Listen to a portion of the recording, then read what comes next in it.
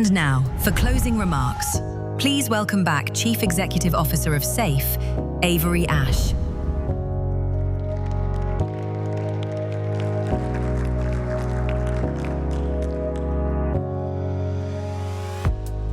Thank you. So as we come to the close of SAFE Summit number 4, I want to thank you all for your time and your willingness to engage with the challenges that were discussed over the past 2 days, and to our sponsors for helping ensure that this was able to happen. We've covered a very broad range of issues, everything from energy to critical minerals, industrial capacity, supply chains, and the infrastructure that connects them to each other in our economy. Across each panel, every conversation, every exchange, a single theme has emerged. These systems that underpin our energy security are being redefined before our eyes. I would note that is particularly true today when you have the UAE getting out of OPEC. That is something that 20 years ago truly would have been an oil shock, and it was much less of one today. We've examined how geopolitical risks, including supply chain choke points and conflict, can reshape global markets overnight, exposing vulnerabilities that we're often put in the back of our minds. We've explored how artificial intelligence is creating unprecedented demand for electric power and critical materials, forcing us to rethink how we build infrastructure.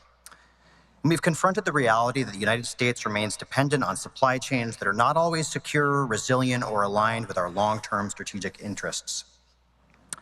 Still, this conference is not simply about diagnosing the challenges that we face.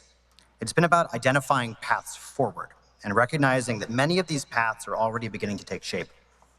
We've heard about the efforts to rebuild and strengthen domestic manufacturing capacity, modernize our electric power system, accelerate deployment and permitting of infrastructure we need to support both advanced manufacturing and new technologies.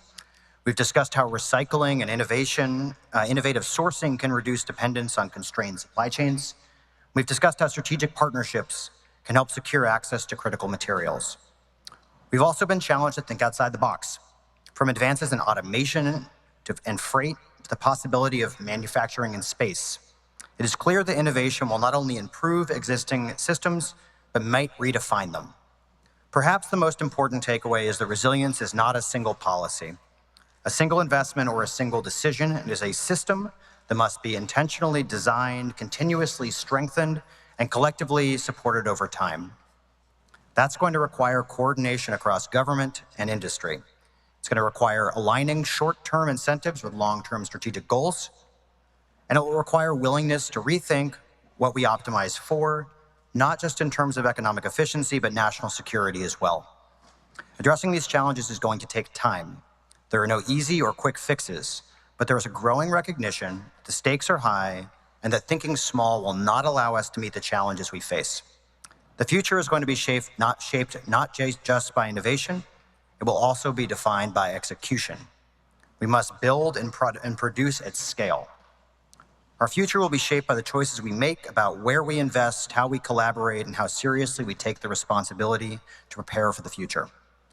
There's one reason for confidence. It is the level of leadership, expertise, and urgency reflected at this summit, which makes clear that we're not only reacting to changes, but we're seeking to shape it. Thank you again for coming to the SAFE Summit. Thank you again to our sponsors. A huge thank you to the SAFE team for making this happen, to Robbie Diamond for being an outstanding executive chairman for SAFE, and for the work that everybody here does every day.